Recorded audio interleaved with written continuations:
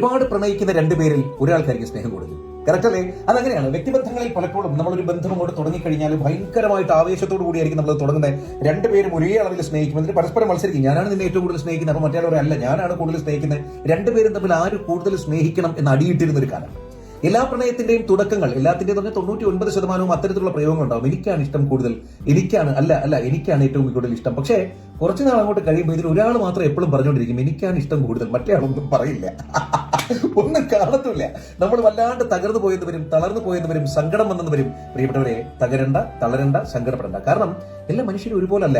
നമുക്കൊരു കാര്യത്തോട് ഒരു കാര്യം വേണം, ഇന്ന കാര്യം സ്വന്തമാക്കണം എന്ന് നമ്മൾ തീരുമാനിക്കുമ്പോൾ ഉണ്ടാകുന്ന ഒരു ആവേശവും ഒരു ആത്മാർത്ഥതയും ഒന്നും അത് സ്വന്തമായി കിട്ടിയാൽ എന്തിനാ നമുക്ക് ഏറ്റവും ഇഷ്ടപ്പെട്ട ഒരു ഷർട്ട്, അല്ലെങ്കിൽ നിങ്ങളുടെ ഡ്രസ്സ്, നിങ്ങൾക്ക് ഏറ്റവും ഇഷ്ടപ്പെട്ട ഒരു ഡ്രസ്സ്, അതല്ലെങ്കിൽ നിങ്ങളുടെ ഇഷ്ടപ്പെട്ട വാഹനം, അതല്ലെങ്കിൽ നിങ്ങൾക്ക് ഇഷ്ടപ്പെട്ട ഒരു പൂന്തോട്ടം, അല്ലെങ്കിൽ ഒരു വീട്, ഇതൊക്കെ നമ്മൾ സ്വന്തമാക്കാൻ വേണ്ടി ആഗ്രഹിക്കാൻ എടുക്കുന്ന എഫേർട്ട് സ്വന്തമായി കഴിഞ്ഞാൽ അത് മെയിൻറ്റെയിൻ ചെയ്യാൻ പലപ്പോഴും എടുക്കാറില്ല.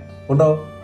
അത്രയേ ഉള്ളൂ. ബന്ധങ്ങളുടെ കാര്യത്തിലും പലപ്പോഴും സ്നേഹക്കുറവായിരിക്കില്ല അതിനകത്ത്. നമുക്കത് സ്വന്തമായി കഴിഞ്ഞാലോ, ഇനി നമ്മുടേതാണല്ലോ എന്ന ചിന്ത കാരണമായിരിക്കും അത് സംഭവിക്കാം. അതിൽ പരാതി വേണ്ട, സങ്കടപ്പെടുകയും വേണ്ട. രണ്ടുപേർക്കും തുല്യ അളവിൽ സ്നേഹമുണ്ട്. പക്ഷേ സ്വന്തമാകുന്നതിന് മുമ്പ് വരെ ഉണ്ടായിരുന്ന ഒരു ആവേശത്തിന് എവിടേക്കോ കുറവ്. അതിനെന്ത് ചെയ്യണം? അതിന് ഈ പറഞ്ഞ പോലെ പ്രത്യേകിച്ച് പരാതികളൊന്നും ഇല്ലാണ്ട് ഇതിങ്ങനെയാണെന്ന് മനസ്സിലാക്കിയിട്ട് അറിഞ്ഞങ്ങോട്ട് സ്നേഹിക്കാം. ഒരുപാട് സ്നേഹം കൊടുത്തിട്ടും ഒരിക്കലും അത് തിരിച്ചു കിട്ടുന്നില്ല എങ്കിൽ അവനവന്റെ വഴിക്ക് പോവാം. അതാണ് വേണ്ടത്. പരകട്ടെ പ്രകാശം.